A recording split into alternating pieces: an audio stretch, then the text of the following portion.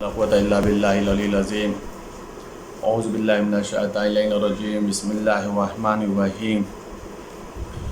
الحمد لله رب العالمين والصلاة والسلام على أشرف الأنبياء والمرسلين سيدنا ونبينا وشفيع ذنوبنا وطبيب نفوسنا مولانا مولا الكونين امام المشرقين والمغربين جد الحسن والحسين حبيب الہ العالمین بالقاسم محمد وعلى بیتہ الطیبین الطاہرین المعصومین المظلومین المنتخبین المنتجبین. اما بعد فقد قال اللہ تبارک و تعالی فی القرآن الکریم. بسم اللہ الرحمن الرحیم. یا ایھا الذین آمنوا اتقوا اللہ. عزیزان گرامی، ہماری گفتگو مسائل شرعیہ اور قرآن کے میسج، قرآن کے پیغام کے سلسلے سے ہو رہی ہے. آج جن مسائل پر گفتگو کرنی ہے اس میں سے ایک مسئلہ یہ ہے کہ کیا غیر مسلم افراد جو ہیں، یعنی وہ لوگ جو مسلمان نہیں ہیں، ان کو قرآن کریم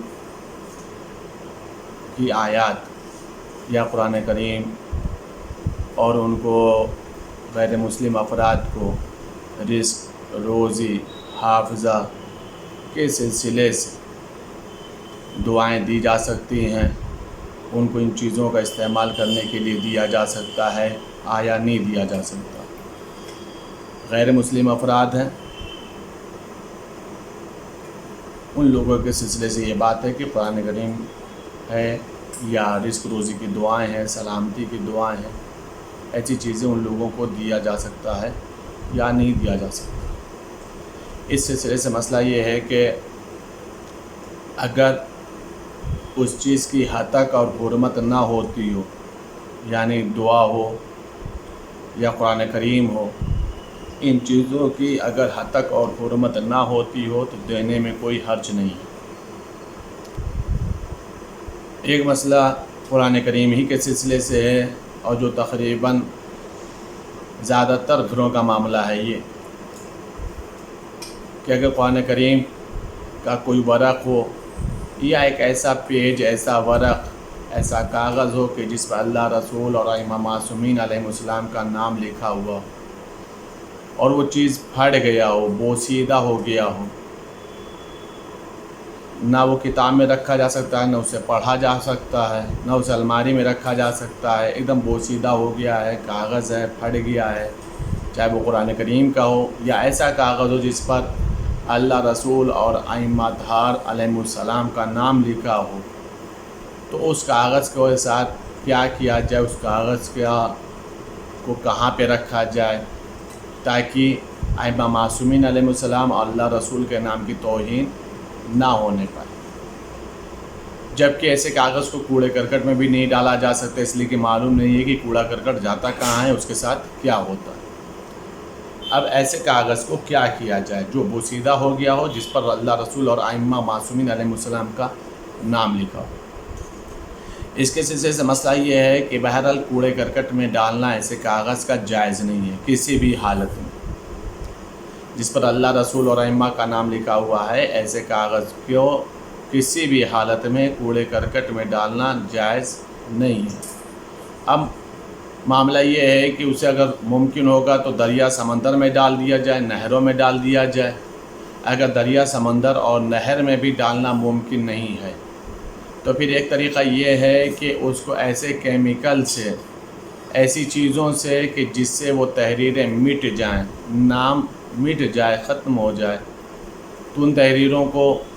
ان کیمیکلوں کے ذریعے سے ختم کیا جائے. اور اگر یہ بھی ممکن نہ ہو تو پھر کہیں پر ان کاغذوں کو دفن کر دیا جائے، یا تو ان کے اوپر کیمیکل لگا دیا جائے تاکہ وہ چیزیں ختم ہو جائیں، یا پھر ایسے کاغذ کو یا ایسے ورق کو، اوراق کو کہ جس پر اللہ، رسول اور ائمہ کا نام لکھا ہوا ہے، اسے کسی جگہ پر دفن کر دیا جائے تاکہ اس کی توہین نہ ہونے پائے. ایک مسئلہ اور ہے، وہ یہ کہ اگر ایک انسان کو یقین ہو کہ ہم خمس کے پیسے سے سہم امام علیہ السلام خمس کے دو حصے ہوتے ہیں، ایک سہم امام ہے اور ایک سہم سادات ہے۔ اگر ایک انسان کو یقین ہے کہ ہم سہم امام کو بغیر کسی مرجع تقلید کے، جس کا وہ مقلد ہے،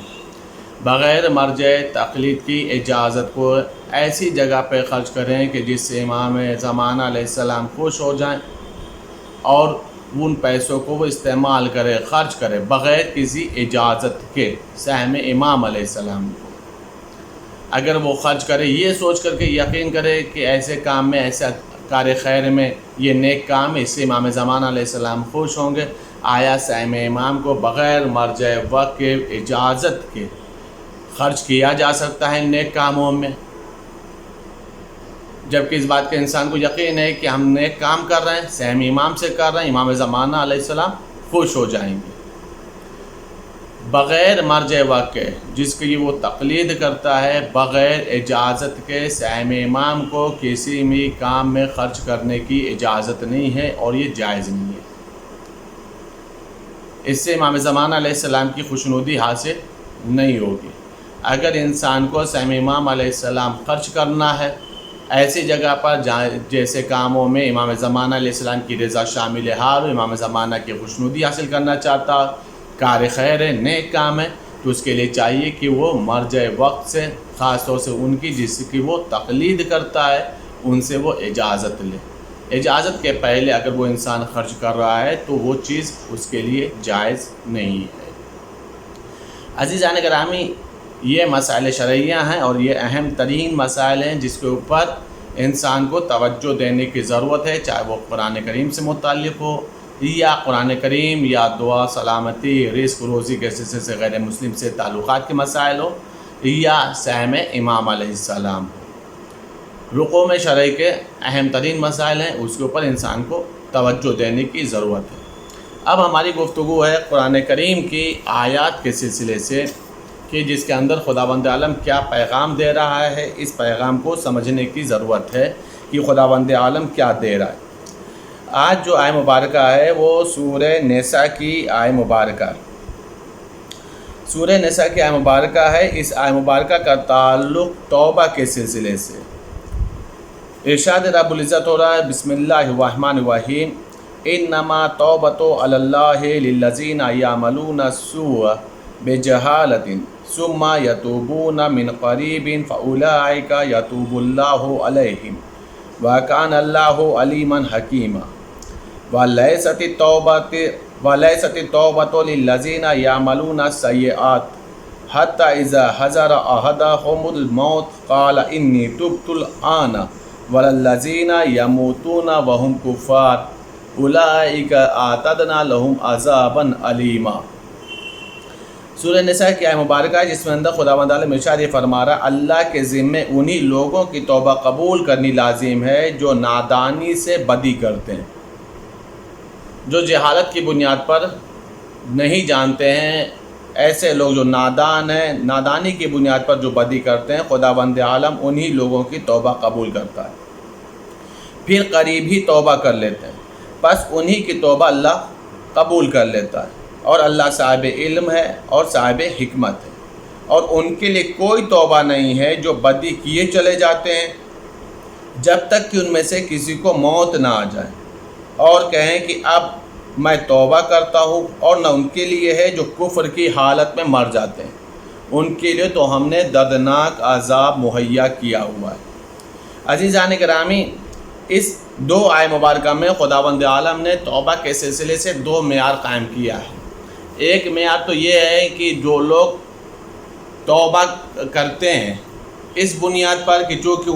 انہوں نے جو گناہ کیا ہے وہ نادانی کی بنیاد پر کیا ہے، چونکہ نادانی کی بنیاد پر گناہ کیا ہے، اس لیے وہ جب توبہ کرتے ہیں تو خداوند عالم پر لازم ہے کہ ان کی توبہ کو اللہ قبول کر لیتا ہے۔ دوسرا وہ لوگ ہیں کہ جو لوگ جلدی توبہ کر لیتے ہیں،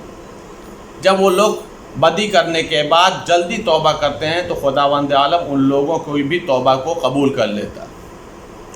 دوسرا گروہ وہ ہے کہ جن لوگوں کے یہاں توبہ نہیں ہے، وہ توبہ نہیں کرتے۔ کب تک توبہ نہیں کرتے ہیں؟ جب تک ان میں سے کوئی ایک مر نہ جائے۔ جب وہ کوئی ایک مر جاتا ہے تب وہ کہتے ہیں کہ اب ہم لوگوں نے بھی توبہ کرنا ہے، اب ہم توبہ کرتے ہیں۔ یا وہ لوگ جو کافرین ہیں، وہ اس لیے توبہ کرتے ہیں، ان لوگوں کی بھی توبہ کو خداوند عالم قبول کرنا لازم نہیں سمجھتا ہے۔ عزیزان گرامی، توبہ کے لیے مہلت کتنی ہے؟ توبہ کے لیے وقت کتنا ہے؟ توبہ کب کر لینا چاہیے؟ ویسے بھی ماہ مبارک رمضان ہے، یہ توبہ مغفرت کا مہینہ ہے، اس کے اوپر انسان کو خاص طور سے متوجہ ہونے کی ضرورت ہے۔ انسان کب توبہ کرے؟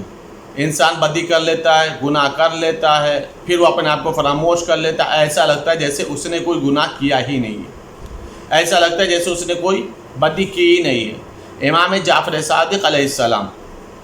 علیہ السلام نے فرمایا ہے کہ خداوند عالم نے جو ہر انسان کے یہ کندھوں کے اوپر، شانوں کے اوپر 2 فرشتے بیٹھائے ہوئے ہیں، تو جو دائیں طرف ہے وہ نیکی لکھتا ہے، جو بائیں طرف ہے وہ بدی لکھتا ہے۔ اگر انسان نیکی کرتا ہے یا نیکی کا ارادہ کرتا ہے تو جو نیکی والا فرشتہ ہے وہ فوراً لکھ لیتا ہے، نیکی کے ارادے کو بھی وہ لکھ لیتا ہے کہ اس نے نیکی کا ارادہ کیا ہے، چاہے اس نے نیکی نہ کی، نیکی کر لیتا ہے پھر اسے تحریر کر دیتا ہے۔ لیکن جب انسان کوئی بدی کرتا ہے، جب کوئی انسان گناہ کرتا ہے، تو جیسے ہی بائیں طرف والا فرشتہ چاہتا ہے کہ وہ لکھے، فوراً ہی دائیں طرف والا فرشتہ جو اس کے اوپر حاکم معین کیا گیا روک دیتا ہے، رک جاؤ، ابھی اس کی بدی کو نہ لکھو، اتنا جلدی بدی نہ لکھو، ممکن ہے یہ توبہ کر لے، ممکن ہے یہ پشیمان ہو جائے، ممکن ہے یہ اللہ کی بارگاہ میں گڑ گڑائے، ممکن ہے یہ کہ خداوند عالم کی بارگاہ میں شرمندہ ہو جائے، تو اس کی لوے ابھی بدی کو مت لکھو۔ امام صادق علیہ السلام فرماتے ہیں کہ وہ بدی والا فرشتہ 6 گھنٹے تک انتظار کرتا ہے۔ 6 گھنٹے تک کی روایت کے جملے کہ 6 گھنٹے تک کا فرشتہ انتظار کرتا ہے۔ 6 گھنٹے کے بعد اگر اس نے توبہ نہیں کی ہے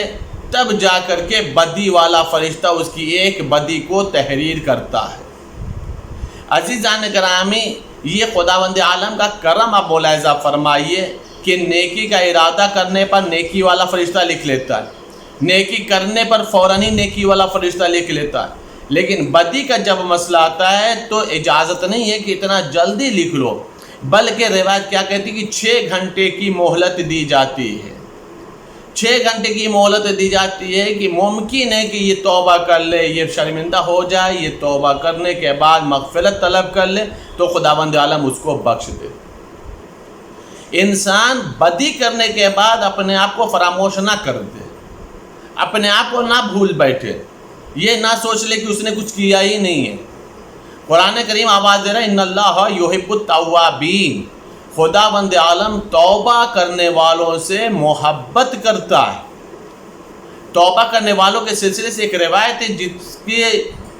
آپ لطافت کو محسوس کریں کہ خداوند عالم نے کتنا عزیز رکھا، کتنا پسند کیا توبہ کرنے والوں سے۔ معصوم فرماتے یہ ہیں، دیکھیے 2 روایتیں ہیں، 2 ملتی جلتی روایتیں ہیں، میں ان دونوں روایتوں کا خلاصہ آپ کے سامنے پیش کر رہا ہوں۔ معصوم فرماتے یہ ہیں کہ توبہ کرنے والا اللہ کو کتنا محبت ہے، توبہ جو کرتا ہے اسے اللہ کتنا پسند کرتا ہے، اس کے لیے معصوم نے 2 مثالیں دی ہیں، دونوں مثالیں ملتی جلتی ہیں، میں ان دونوں روایتوں کا ایک خلاصہ بیان کر رہا ہوں۔ معصوم فرماتے ہیں جیسے کوئی انسان ایک قافلے کے ساتھ جا رہا ہو اور وہ قافلے سے بچھڑ جائے، رات بھر گردش کرتا رہے، رات بھر قافلے کو ڈھونڈتا رہے اور صبح ہونے کے بعد اس کی قافلے والوں سے ملاقات ہو جائے، تو جو انسان گم ہوا ہوتا ہے، جو بھٹک جاتا ہے، جب قافلہ ملتا ہے، جب اس کے دوست اور احباب سے ملاقات ہو جاتی ہے، جب قافلے والوں سے اس کی ملاقات ہو جاتی ہے، تو جتنا اس کا دل خوش ہوتا ہے اس سے بھی زیادہ خداوند عالم توبہ کرنے والوں سے خوش ہوتا ہے، اس سے بھی زیادہ۔ ایک انسان جب بھٹک جاتا ہے تو پریشان ہو جاتا ہے، حیران ہو جاتا ہے، اب ہم جائیں تو کہاں جائیں، بیابان ہے، جنگل ہے، صحرا ہے، جائیں تو کہاں جائیں، اور جب رات بھر بھٹکنے کے بعد صبح میں قافلہ مل جاتا ہے تو اس کے دل کو سکون ہو جاتا ہے۔ اسی سے ملتی جلتی ایک روایت اور ہے، بس فرق یہ ہے کہ اس میں آدمی کے بھٹکنے کی بات نہیں ہے، اس میں معصوم نے ارشاد فرمایا کہ ایک انسان ہو کہ جس کا کوئی سامان، خاص طور سے روایت کے جملے جیسے اس کی سواری کھو جائے، چونکہ پرانے زمانے میں لوگ گھوڑے اور اونٹ وغیرہ کی سواریاں کیا کرتے تھے، معصوم فرما رہے جیسے کسی انسان کی کوئی سواری کھو جائے اور وہ بیچارہ پوری رات اپنی سواری کو تلاش کرے، حیران و پریشان ہو جائے کہ میری سواری کہاں چلی گئی ہے، اب میں کیسے آگے بڑھوں گا، اب میں آگے کی منزلوں کو کیسے طے کروں گا۔ پوری رات وہ پریشان رہے اور اس کے بعد صبح اس کی سواری مل جائے تو جتنا اس کے دل کو سکون ملتا ہے کہ چلو اب میں منزل مقصود تک پہنچ جاؤں گا، اب میری پریشانی دور ہو گئی، مجھے میری سواری مل گئی ہے، جتنا اس کا قلب مسرور ہوتا ہے، اس سے بھی زیادہ خداوند عالم اس بندے سے خوش ہوتا ہے جو بندہ بدی کر لینے کے بعد اللہ کی بارگاہ میں سچے دل سے توبہ کر لیتا ہے۔ عزیزان گرامی، ماہ مبارک رمضان ہے، ہم اللہ کی بارگاہ میں دعا کرتے ہیں میرے معبود اہل بیت اطہار کے واسطے سے، محمد آل محمد کے وسیلے سے ہم لوگوں کی توبہ کو قبول فرما، ہم لوگوں کو توفیق توبہ عطا فرما۔ میرے معبود ہم سب کے تمام دعاؤں کو، تسبیحات کو، اعمال کو قبول فرما۔ میرے معبود جتنے مرحومین ہیں ان سب کو جوار معصومین میں جگہ عطا فرما۔ میرے معبود ہم سب کے گناہ کبیرہ و صغیرہ کو معاف فرما۔ جو بے اولاد ان سب کے صاحب اولاد بنا، جو صاحبان اولاد ہیں ان کی اولادوں کی حفاظت فرما۔ جتنے بیمار ہیں خاص طور سے اس وبائی مرض میں، میرے معبود ان سب کو شفاء کلی صحت کاملہ عطا فرما۔ تمام محبان اہل بیت کو اس وبائی مرض سے تحفظ عطا فرما۔ سب کی تنگ دستی، غربت، مفلسی کو دور فرما۔ امام زمانہ کے زور میں تعجیل فرما۔ ہم سب کو ان کے اوان و انصار میں شمار فرما۔ اللہم تقبل منا انک انت السمیع العلیم بحق محمد و آلہ الطاہرین۔ بسم اللہ الرحمن الرحیم۔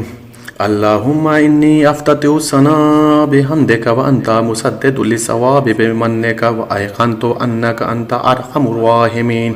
فی موضع العفو والرحمت واشد المعاقبین فی موضع النکال والنقمت واعظم المتجبرین فی موضع الکبریاء والعظمہ۔ اللہم اذنت لی فی دعائک و مسئلتک فاسمع یا سمیع مدحتی و عجب یا رحیم دعوتی واقل یا غفور اسرتی۔ فکم یا الہی من قربت قد فرجتها و حموم قد کشفتها و اسرت قد اقلتها و رحمت قد نشرتها و حلقت بلاء قد فککتها۔ الحمد للہ الذی لم یتخذ صاحبۃ ولا ولد ولم یکن له شریک فی الملک ولم یکن له ولی من الذل وکبرہ تکبیرا۔ الحمد للہ بجمیع محامدہ کلہا علی جمیع نعمہ کلہا۔ الحمد للہ الذی لا مضاد له فی ملکہ ولا منازع له فی امرہ۔ الحمد للہ الذی لا شریک له فی خلقہ ولا شبیہ له فی عظمتہ۔ الحمد للہ الفاشی فی الخلق امرہ وحمدہ ظاہر بالکرم مجدہ الباسط بالجود یداہ الذی لا تنقص خزائنہ ولا تزیدہ کثرۃ العطاء الا جودا وکرمہ انہ هو العزیز الوہاب۔ اللہم انی اسألک قلیلا من کثیر ما حاجت بی الیہ عظیمت وغناک عنہ قدیم وہو عندی کثیر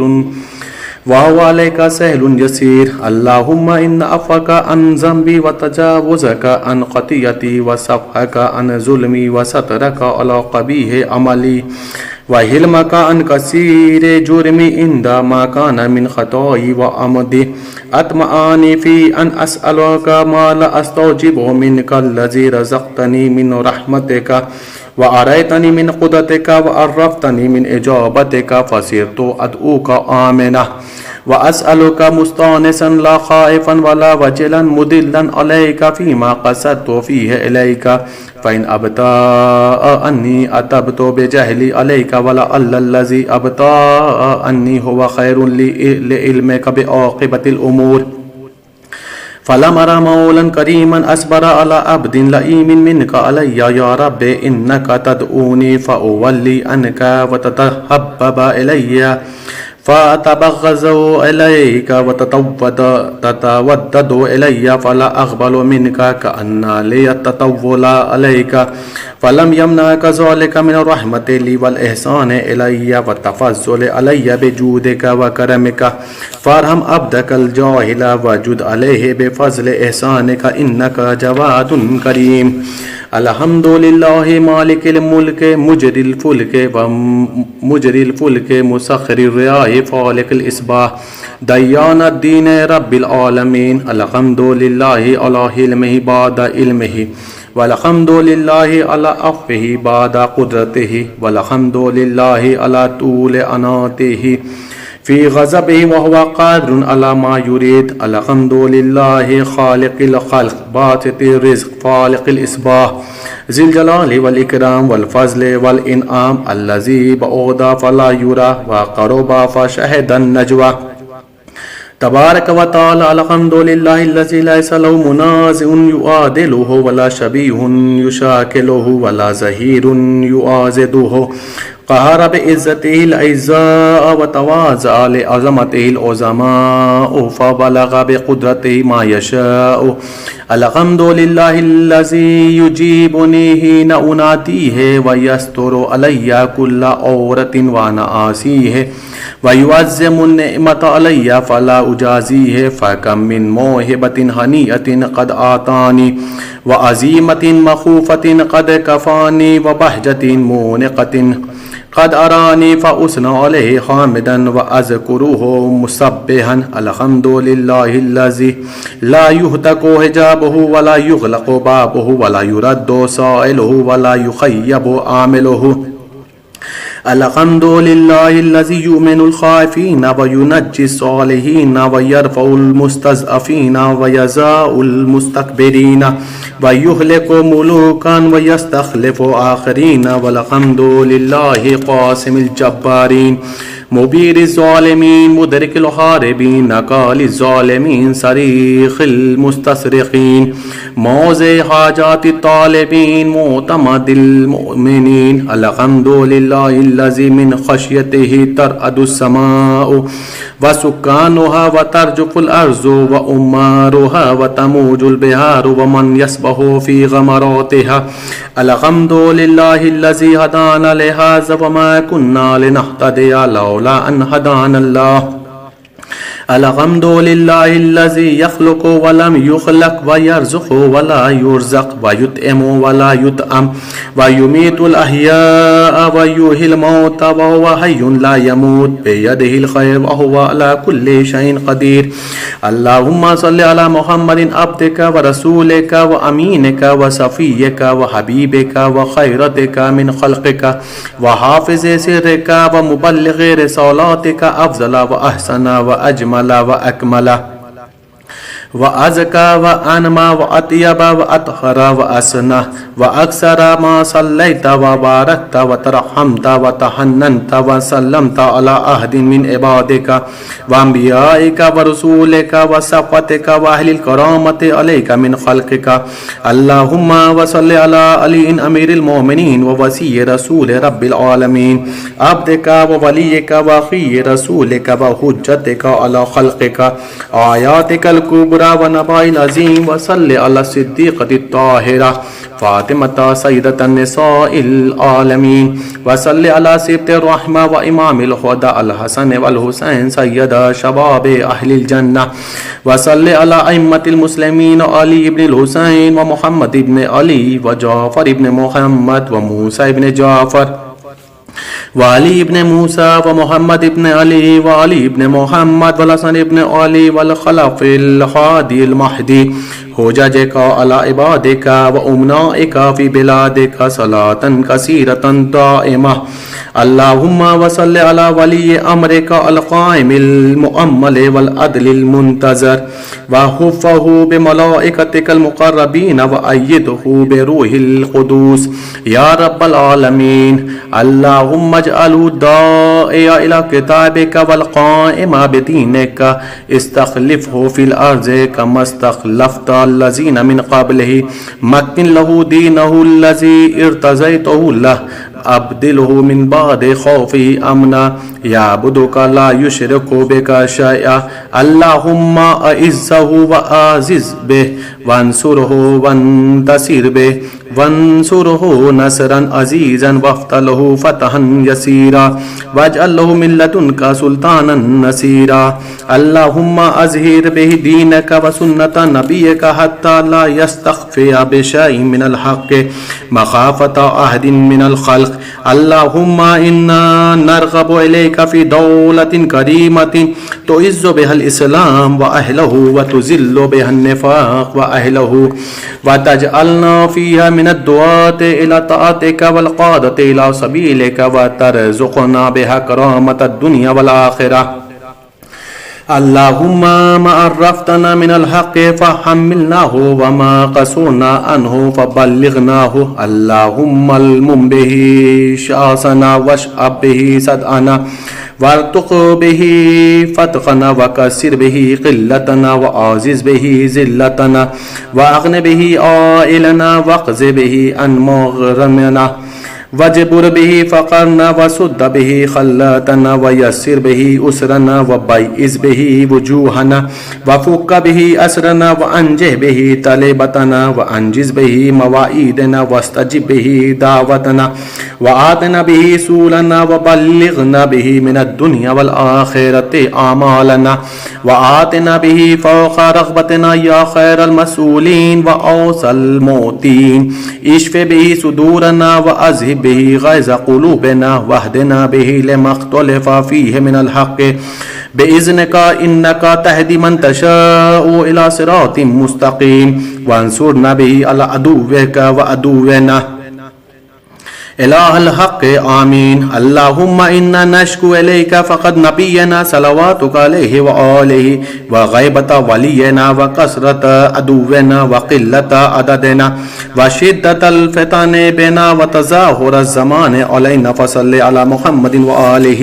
وإن على ذلك بفتح منك تؤجله وبزور تكشفه ونصر تعزه وسلطان حق تظهره ورحمة منك تجللناها وعافية منك تلبسونها برحمتك يا أرحم الراحمين. اللهم صل على